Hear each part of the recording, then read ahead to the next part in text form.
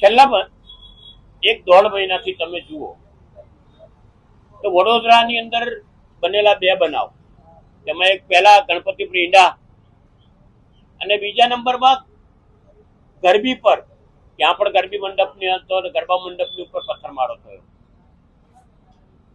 આજે કેટલાક અસામાજિક તત્વો પર્ટિક્યુલર લઘુમતી કોમમાંથી આવે છે અને તે તત્વોનું ઇન્ટેન્સ એક જ છે કે ક્યાં ને કોઈ પ્રકારે ગુજરાતની અંદર કોમી વૈમનસ્ય ફેલાય. આવા તત્વોને ખરેખર કડક હાથે સરકારે કાર્યવાહી કરવી જોઈએ. પ્રજાએ પણ જાગૃત થવું પડે. હું તો લઘુમતી કોમના પરધર્મીઓને, મારા મિત્રોને સમજાવું છું કે તમે તમારી કોમમાં આવા તત્વો જે છે શોધીને બહાર કાઢો. હું કાયમ એક શબ્દ વાપરું છું કે ધર્મ કરતા રાષ્ટ્ર મહાન છે, પણ રાષ્ટ્ર મહાન છે ની ભાવનામાં કોમી વૈમનસ્ય ફેલાવી લોકોના ધાર્મિક તહેવારો પર ખોટા વિઘ્નો ઉભા કરવા એ ખોટી વાત છે. સમાજની અંદર તમારા જયારે તહેવાર હોય છે ત્યારે અમે કોઈ પણ દિવસ કોઈ કાકરીચારો ન થાય તેનું ધ્યાન રાખતા હોઈએ છીએ. ત્યારે શા માટે સનાતનીઓના તહેવાર પર જ આ રીતના પ્રહારો થાય?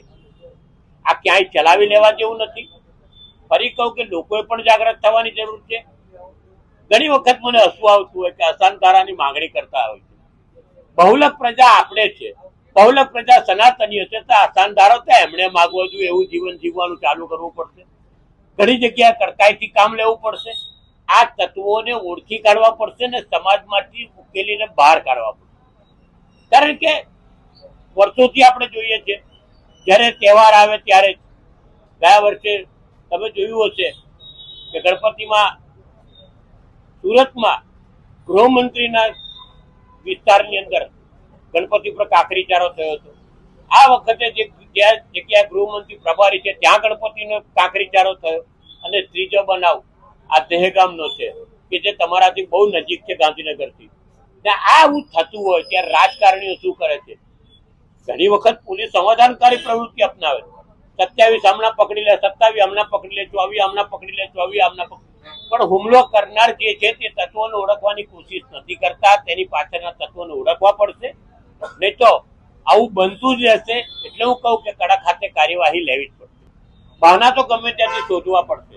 તમે તો સરતમસે જુદાની વાતો કરતા હોય, અમે લોકો તો કોઈ દિવસ કરતા નથી. ને જય મહાદેવ અમારે તો કાયમ માટે ચાલતી પ્રક્રિયા છે જય મહાદેવની વાત. ને સનાતનની પ્રવૃત્તિ છે, દેવાદિદેવ શિવનું નામ છે, વારંવાર લેવાતું હોય છે. એ બાબતમાં વાંધો કરવું, તમે યા અલ્લાહ યા હુસેન કરીને હુમલા કરો છો, અમે તો જય મહાદેવ કરીને હુમલા નથી કરવા પડતા. પણ એ કરવાનો વખત આવશે ને ત્યારે બહુ તકલીફો ઉભી થશે.